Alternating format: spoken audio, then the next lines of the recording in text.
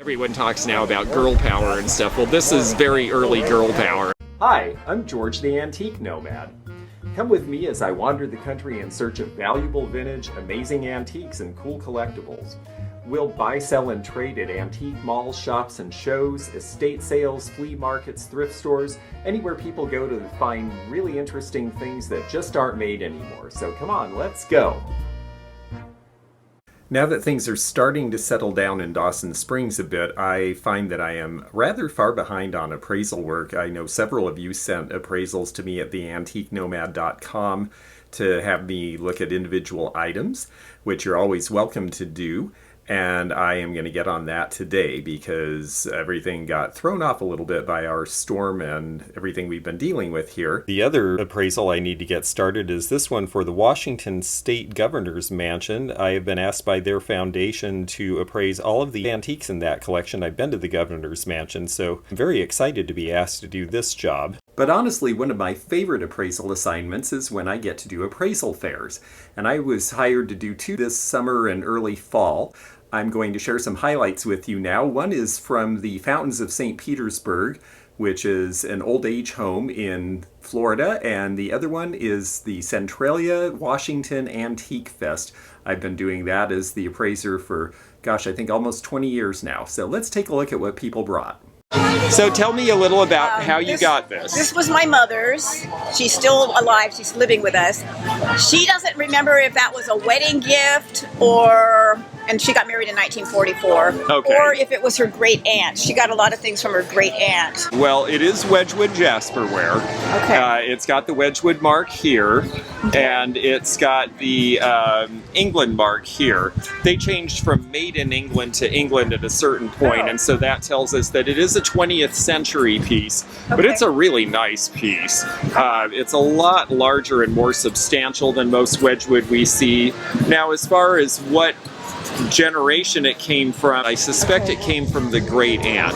Now, it's not that they didn't produce this sort of thing in the 40s as well, but this color of blue is a little more periwinkle color, and after the war in the late 40s, they at first really just did the standard deeper blue and the light blue. Because they had, all of the English pottery and porcelain makers had real trouble in the war years with the restrictions on materials. And so we see this color of blue come back into the line in the 50s, but I believe this is earlier. I think that this piece probably dates to approximately the 1920s. Okay. And it is a very nice piece of jasperware. Wedgwood got started in the late 1700s. I think 1759 was when he started. Okay. He came up with the jasperware shortly after. This is called clay slip. So basically they would do the base, and then they would do clay in this and basically mold it, apply it, and fire the whole piece again. So it was a multiple step process, and that's why it's actually hard to do. Wedgwood, is that a type of porcelain? Wedgwood is the company name, yes, and it is porcelain, yes. They're one of the most famous English porcelain makers there is. What's really impressive about it is the size, and the condition is really good. Large sizes are desirable, and I think you're probably looking at a retail value now in the $300 to $350 range for this particular piece because of its size.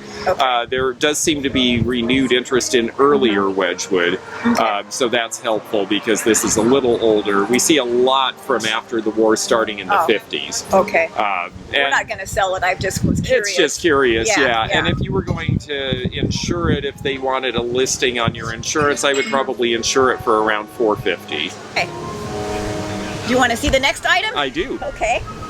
This is fun. Yes, I love this stuff. It's just great to see what people bring. Poppy trail, you've probably seen these before. Oh, yes. And I don't think they're worth much, but I have no need it's the green for rooster, and it is actually a nice pattern.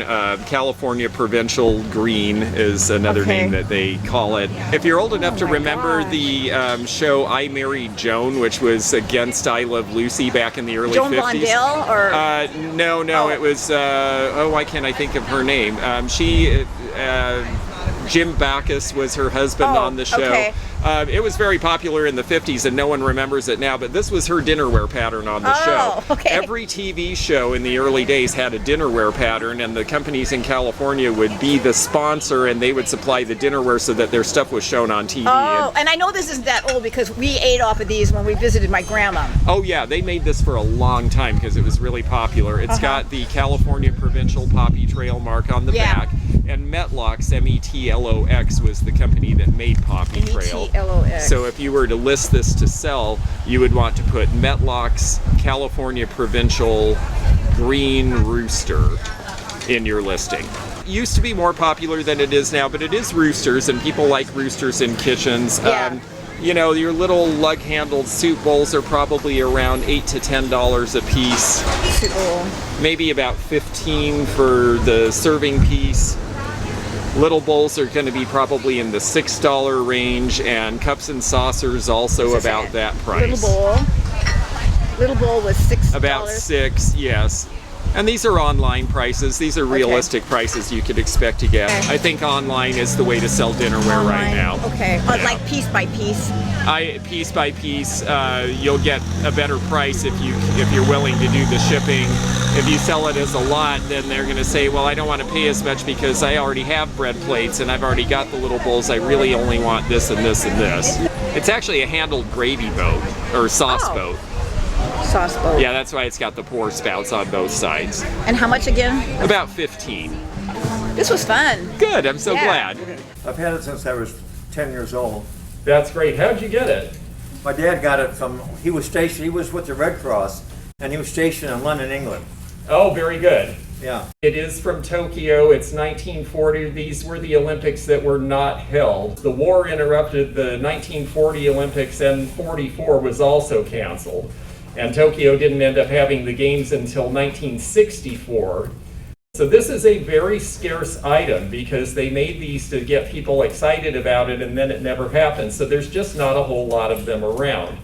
I have something similar that was from an Olympics that did happen, the Squaw Valley Olympics, and it's worth somewhere in the $75 to $100 range. Olympic collectibles are pretty high on a lot of people's lists. I would estimate that this might sell for as much as $250 to $350 in a proper auction of sports-related things.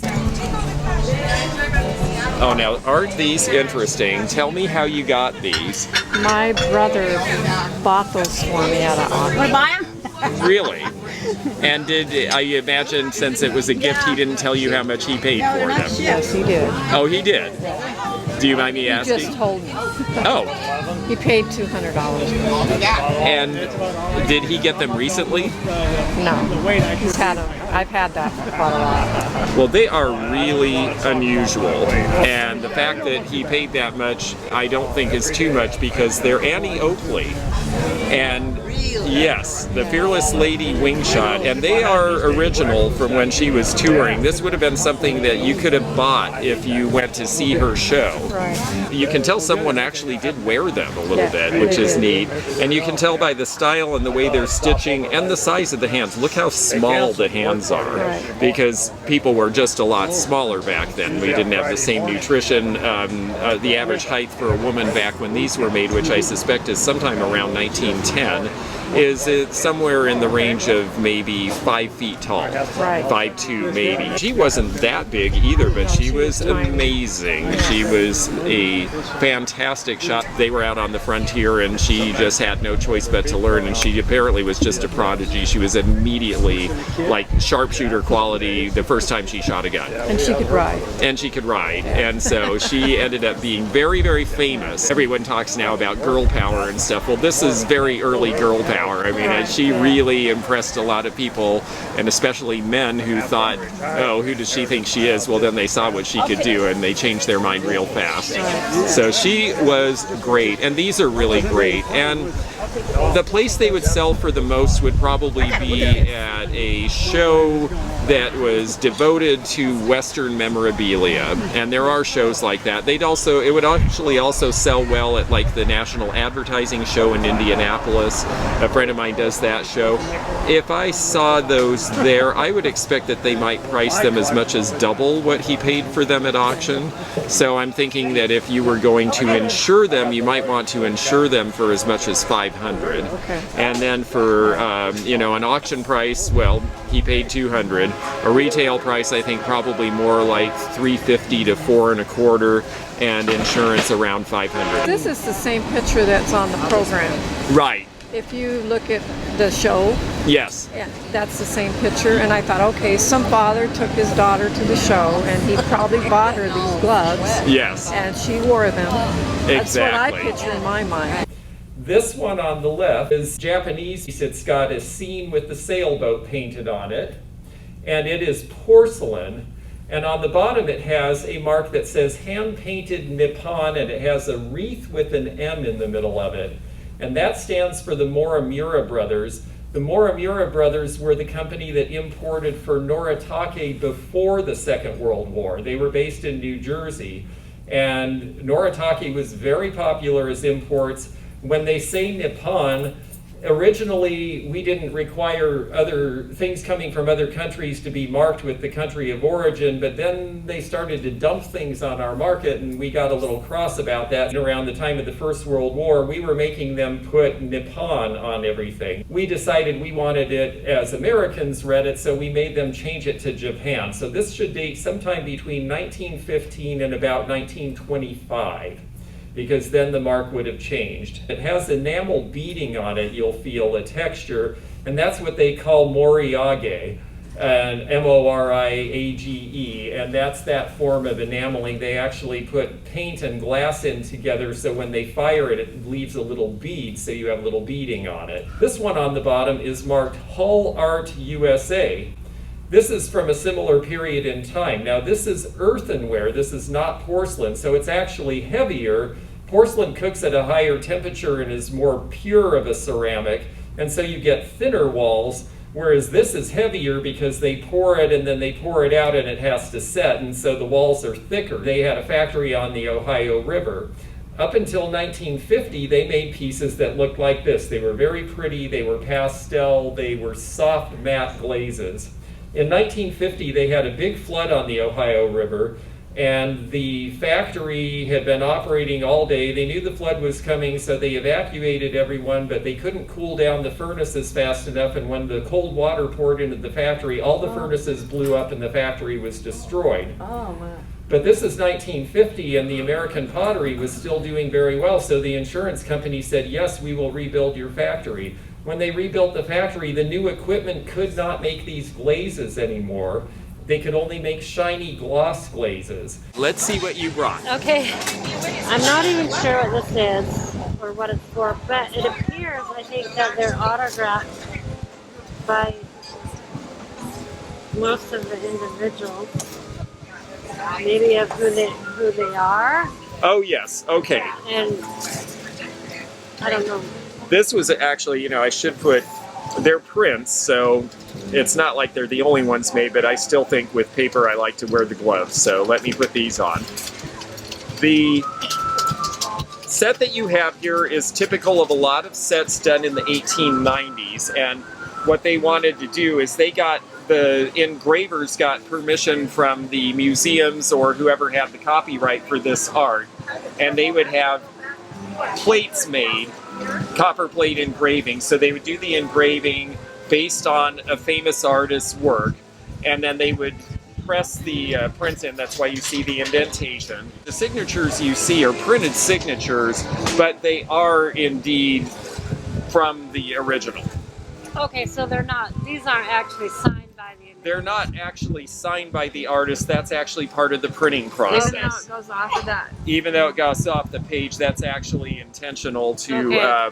to give it that look. It can be hard to tell, but when you look through with the loop up close, you'll actually see some fuzziness to it, and it's a little more obvious that it's printed rather than signed, because you don't see, you know, ink back then. It would be thinner in some spots and darker because they were using dip pens and fountain pens. Sure, yeah. However, that doesn't mean that there isn't value to these. They're really lovely and people really enjoy them. They were made loose like this originally. So this is the Art Treasures of America. And Section 9 means that there were probably a series of 10 of these. So you have 1 out of 10 books like this that were made at the time. And they will have good information on the back about who the artist is, what the scene is, and what collection it came from, which is interesting. Some are from museums, some are from wealthy individuals who allowed, but they're really beautiful. And a lot of people would take individual ones of these and frame them, and these are a lot of the old engravings we see for sale now in antique stores are prints like this that they had framed up at the time. This is a strange thing where in some ways the value is, I hate to say it, it's almost worth more dead than alive. Because if you sold it as a collection, prices on these typically are $125, $150. If you took the time and sold each print individually, even if you got $5 or $6 a piece, you're probably looking at 50 prints. That's maybe $300. Yeah, so right. they sell as individual pieces for more money than they sell as a collection, which seems sort of like it seems sort of a shame to me. Yeah. A lot of these end up getting broken up because of that. Personally, if you like it or if it has some family meaning, I would leave it the way it is and keep it. Yeah. No, I'm an interest in ephemera and papers and books and all that stuff. So Me too. I was just curious about that because I haven't seen it, and I think I paid $10 for it. Oh, that's wonderful. Yeah, a lot of times these go cheaply in estate sales and even thrift stores because they don't really know what they're looking at. They just see a bunch of loose things and they see, they're loose and so little ledges are tattered and they're like, oh, it's an old book. Yeah. It's a great way to go shopping. Yeah. I wanted to show this piece. It's not that it has extreme high value. It's that it's obviously Queen Elizabeth and the late Prince Philip, right about the time of the coronation in 1953.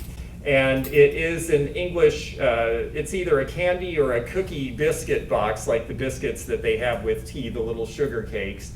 And it's, they're rather dashing, and you look and see how beautiful she was. People are interested in royalty collectibles, for one thing, but the other thing is I'm noticing that the new generation of collectors, the English made a lot of these tins up until the early 1970s, and I remember when I was very young in school, and they would give you things to sell for school fundraisers. These tins were definitely the things that we had to take around and try to sell, and they were usually full of English toffee or something. And people my age are very excited to collect them again because they remember them, and so that's why I thought this was interesting too.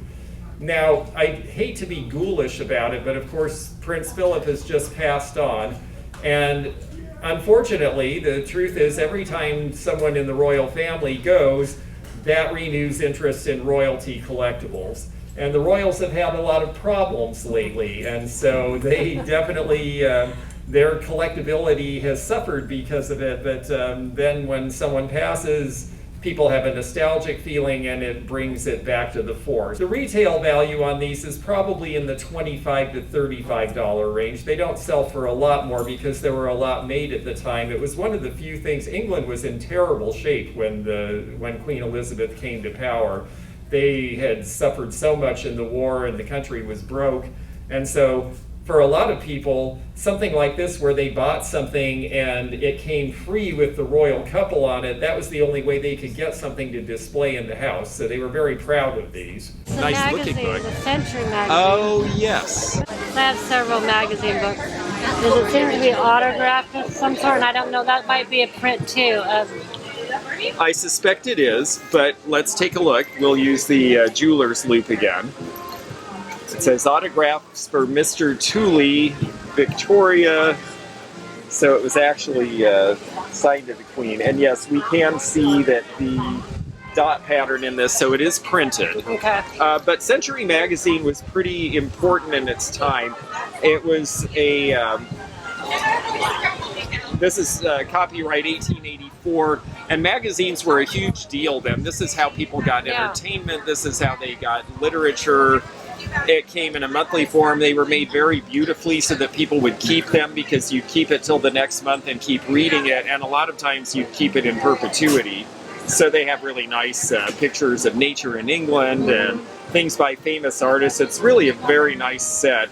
And again, it's part of a series. This is volume 5. The Century was printed for, I think, a few decades. Yeah, I have a few volumes, but I don't think they're in any order. Oh yes, the detail on the edges. Sometimes you see marbling on the inside, and then you see the way that they decorate the outsides of the book. They're just beautiful. Victorian books really are special, and it was partly because the processes were getting better and they could do fancy stuff, but it was also because that's what sold people in the $40 to $50 range. Right. So each volume you have like that would be. Okay. And if you had the whole set together, they might sell for a little more as a collection than they would individually. Okay. Oh, that's great. This is just because I don't believe it has any value, but what is it? Well, it does have a little value. And it's an interesting thing. This is Bristol glass, and Bristol glass was made both in England and the United States in the 1880s, 1890s period. Bristol is a town in England where the glass was made originally, and then the American companies saw that it was popular, so they went to England and got people who were working there to emigrate and make the same thing here. That was back when we were the China of the world. We copied everyone else's stuff and made it cheaper. Well, that was us. And so the reason this isn't more popular with collectors now is because people can't distinguish the English from the American. Is that a napkin? It is a napkin holder That's what I or a was paper wondering, but holder. it seems so shallow. But It's very shallow, but it would have been for a few little paper or linen napkins. Okay. And it could have been used also for notes and that sort of thing. Okay. Some people used them as desk items, but it really is for serviettes. And it's got a nice base here, which I think is interesting with the wire. That's different. I've had one of these once before. How did you get it? How did you get it? Oh, just a sale somewhere, and my daughter says, "Mom, it looks like a taco holder." It does look like a taco, yes, but it's prettier and less delicious than a taco, yes. The enameling is nicely done. They actually have some raised enameling here. It's interesting, it's a mountain scene. That makes me think it's American rather than English. And I would say that the value, based on the one that I sold, is probably in the $50 range. Oh, interesting. Yeah, 40 to 50, I would say. I think it was about 50 cents probably we paid just at some random sale. That's great. You know, it's the kind of thing people might not even recognize as being old because it's just an odd thing and they don't know what it is, and they're just like, oh, get rid of that. Yeah, we just kind of like the art on it and thought it's different. We didn't know what it was. I think it's really nice. It came down from my grandmother. My great-grandfather was a mayor in that area, and when they, I guess they got ready to replace the machine for another machine, he either bought it or it was given to him. Very good. So it actually was from a mill in Phoenix City. Actually, little girls sewed on that. The day when we didn't have child labor laws. That's right. Before 1908, there was no restriction against children of any age working, and a lot of children did work in mills, and a lot of young girls were employed as seamstresses, partly because it was something you learned to do at home, so they had knowledge of it already at that age, and partly because their hands were small and they could do a lot of the delicate handwork. Going back even a few generations before this, there was a time where a lot of lace making was done, and it was all done by young women because it was so painstaking and so difficult and such close work that as you grew up and your hands got bigger, it got harder to do, and it was bad on your eyesight because they didn't have electricity. They were doing it in dark rooms. And by your late 20s, you were probably arthritic and half blind and couldn't do it anymore.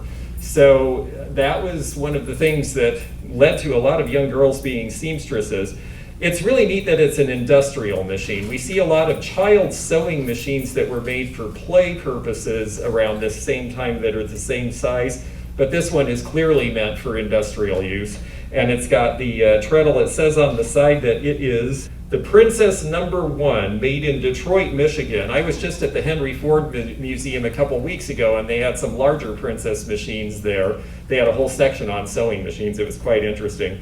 This is a neat and unusual piece, and it's great that you know where it came from, because we usually have lost track of that. So the fact that you know the mill it was used in, this would have been made sometime likely around 1890 from the way that it's made. Well, it's a great piece. We do not see these very often, and I would say that a retail value where a typical child sewing machine this size would sell for maybe $80 or $100, and a typical treadle sewing machine might sell for $125 to $150. I think because this was industrial, because of the story behind it, you're more looking in a possibly $500 to $600 value range on this piece. So it's a really great thing, and I'm glad that he preserved it. We met years ago. I'm from Ilona Steelhammer from Centralia. Alona? Yeah. Oh, it's so good to see you. Yeah. Oh my gosh, I'm so glad. How are you doing? Good, really good. Oh, that's great. So, I inherited this, and oh wow. I need to let go of it. And, Oh my gosh. But two different people that really know about this stuff only offered me $200 for it. Yeah, I think they under-offered you for what it is. I'm going to look on and see if we can get you a better estimate. I don't want to wrap it and keep it stored. It's, you know, it's a beautiful thing. It's beautiful, and it's so large, and it's got a signature. Yeah. GECO. The only thing I thought maybe I could take it apart and make a belt buckle out of it, but I don't want to ruin the integrity of that. I understand, and because it's a signed piece and it's got such age and heft, I think you're right, honestly. So what are you doing these days? I'm an artist. Yeah, I knew. I mean, always. I make this kind of stuff now, and I do. Oh, how cool! So you're doing neat. sterling, and I do shrine boxes and painting. I mean, art every day. I'm seeing completed sales on things that don't have a signature. I'm seeing a lot in the 800 to 1,000 range. I will tell you the truth, I would take a very good picture of the signature because this is a Navajo artist, and I would take a nice picture of the cuff, measure it, I would put it on eBay yourself. I think you will get somewhere in the $800 to $1,200 range. You think? I'm seeing completed sales. It's big, it's showy. This type of jewelry right now is very popular. It's selling really well. Anyway, I was told that this is Spanish coral.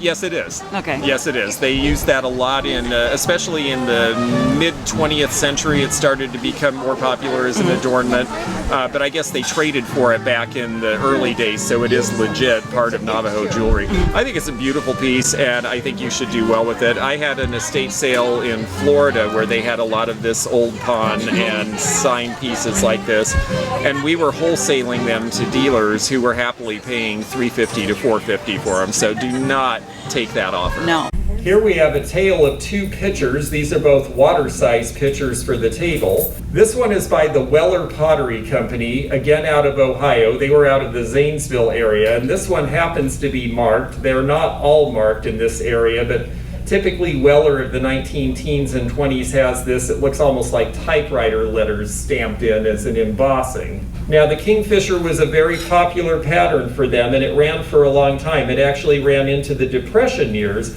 By the Depression years, they had decided it was far too expensive to hire people to paint all of these colors, so this would be a single color if it was a Depression era piece.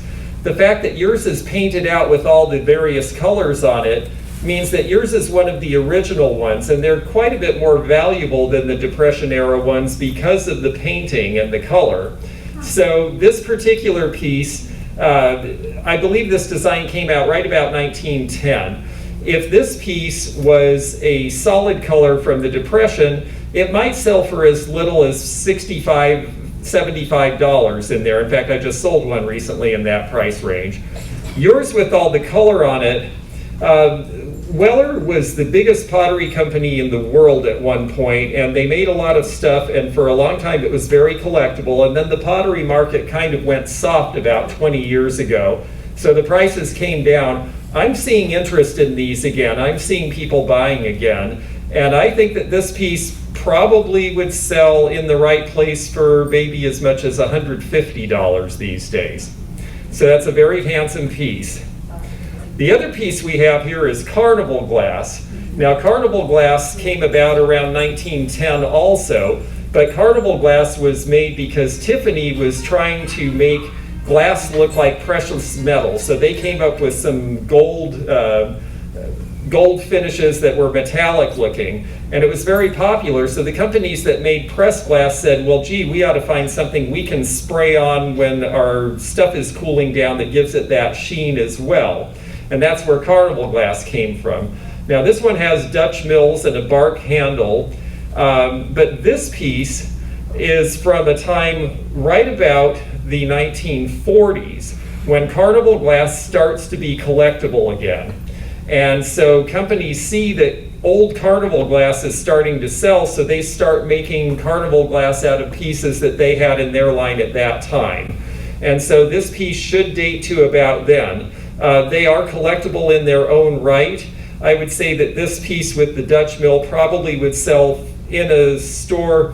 If you had a store that was a glass specialist, they probably would get somewhere in the $65 range for this piece. Oh, these are lovely with the thread, yes. And that was my mom and dad's. Okay, and I noticed there's a price on the bottom. That was from when they had their antique shop. Okay, that's from their antique shop days. And this stew bed with the thread, back when they were selling it, was going for $145 a stem. Unfortunately, the prices have declined. Okay, even with signature. Even with signature. Steuben has... I don't know anything about that stuff. Steuben has declined in the market mainly because there's not as much interest in clear right now. Okay. And so their hallmark was that they made beautiful clear glass. I mean, it's also some of their colors were lovely too, but... I don't know anything about this Steuben stuff. Yeah, oh, it's beautiful. Frederick Carter was a competitor with Tiffany. These threaded pieces with this are probably going to date either to just before or just after the Second World War. This is called Pomona Green. They were trying to style after Venetian glass. That was their competitor at the time. And it seems that they recently sold a 6 1/4 inch champagne glass, which would be harder to sell than this, but it went for somewhere around $90. Okay. So maybe I should just drink out of it. Well, you might drink out of it if you like it. I think they're beautiful, but if you were to sell them again, I think selling them online is the way to go. I think the customer for this is largely outside our area, and I would think that you might, like if you were going to put it and just leave it and see who is interested, you might put like 100 1/4 or best offer and see who comes along for it. How did you get this? I was wandering around lost one day and I stopped at a yard sale to ask directions and it was there. Oh, very good. So you got this at a yard sale. What was it that appealed to you about it? The history. Well, it's a great history. It's actually about the 1st Marine Division in World War II, and particularly at Guadalcanal. They had a horrible time at Guadalcanal, but they also were able to hold things off so that a lot of people were able to escape with their lives. So they were really, really something. I mean, it was a pretty storied unit. This was done after the war, but they talk all about where the 1st Marine Division went during World War II. This was done in 1949 by Infantry Journal, so this is a first edition. This book has been reprinted several times and rewritten with other perspective later. So this is the original, and this is a first edition. Do you recall, by any chance, what you gave for it? I think $50. $50, 3 years ago, okay. Well, you did very well, because this particular piece, World War II history and nostalgia over the Second World War, is absolutely at a fever pitch still. It is definitely something that is very collectible. This particular book in this condition is worth currently selling for around $185. So you did very well for your $50 investment, and it's a very interesting book. You got this in an antique shop? Yes, along the coast, going down towards Raymond, further down by Long Beach. Oh, yes. And I found it for $13. $13. Well, that's a good price. It is African. Most of these are post-colonial tourist era items, and I think this one is too.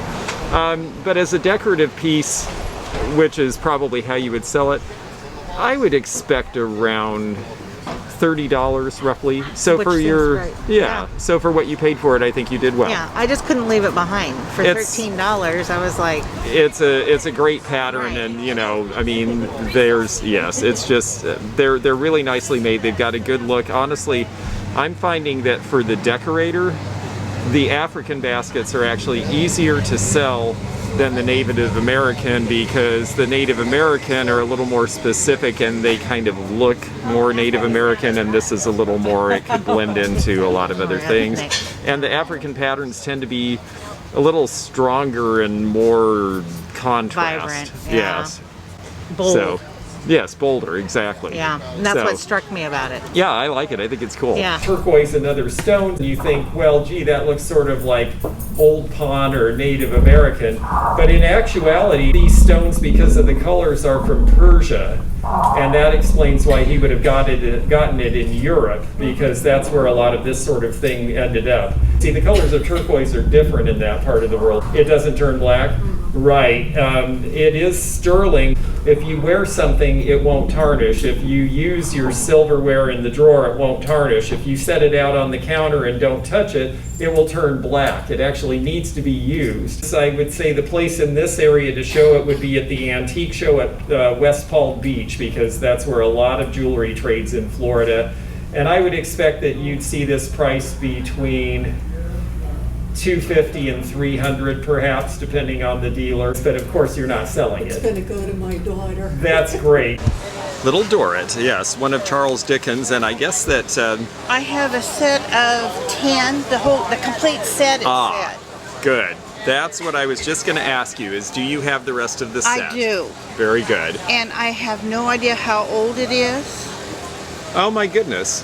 It was- Lucretia Duffy Dreshad, Centralia, Hannaford Valley.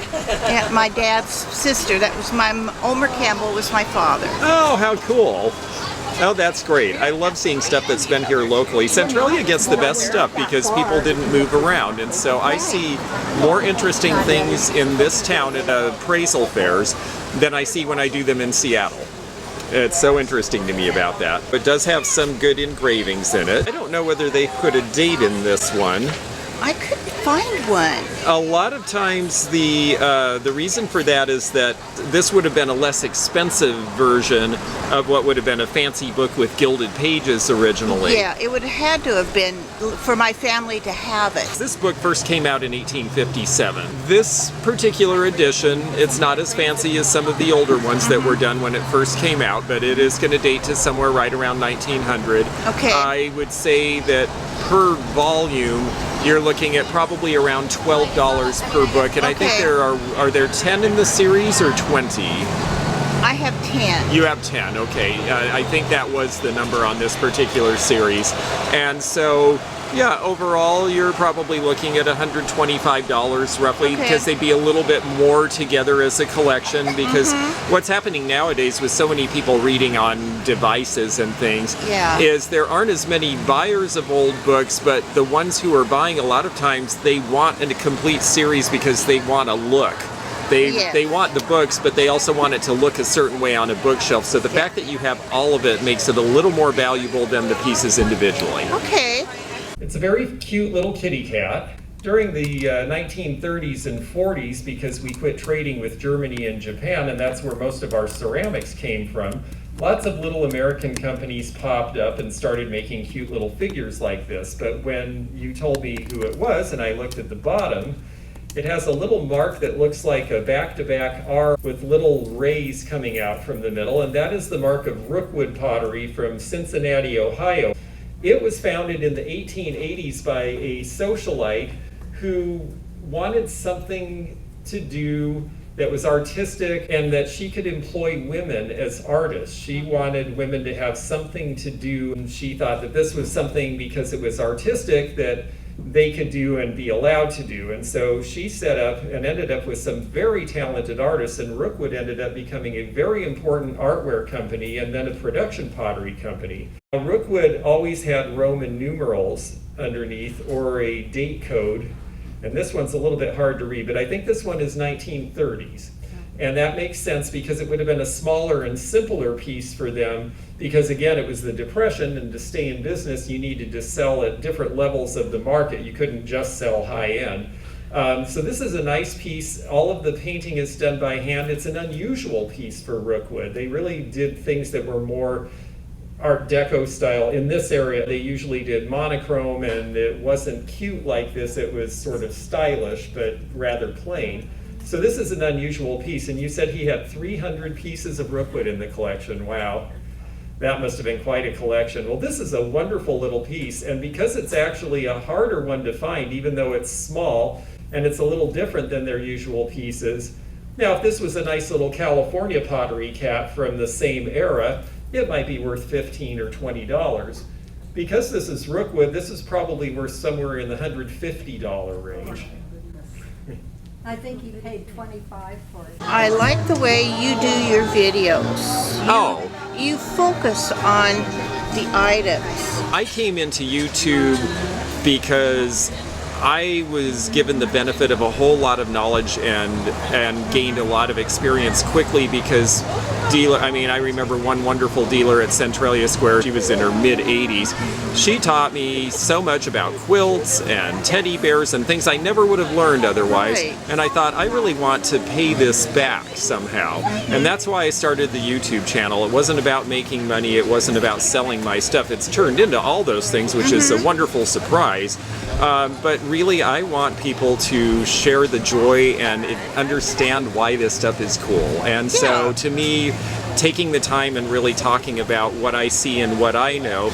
And the other thing is it's also a great way for me to learn, because what comes back to me is, oh gee, you talk about things I don't know all the time, but I just noticed you showed such and such and I know all about it, and then they'll send me a big email or a comment about, oh, you know, it's a blah, blah, blah, blah, blah, and that adds to my knowledge. So I just love it. It's what I love about this community of collectors. Yeah, you just learn so much. It's so much fun. Yeah, and that's why I enjoy watching yours. I'm not a subscriber, but I enjoy yours. You don't need to subscribe. The only reason to subscribe is to be notified if you click the bell, but as you know, I'm on Mondays and Wednesdays, so that's fine. Yeah, and I thoroughly enjoy it. I'm so glad. Thanks for joining me again in the fun and fascinating antique community, here where online meets the real world. Please click the subscribe button below, click the bell to be notified when new videos upload, leave a comment below, and hit thumbs up to like this video.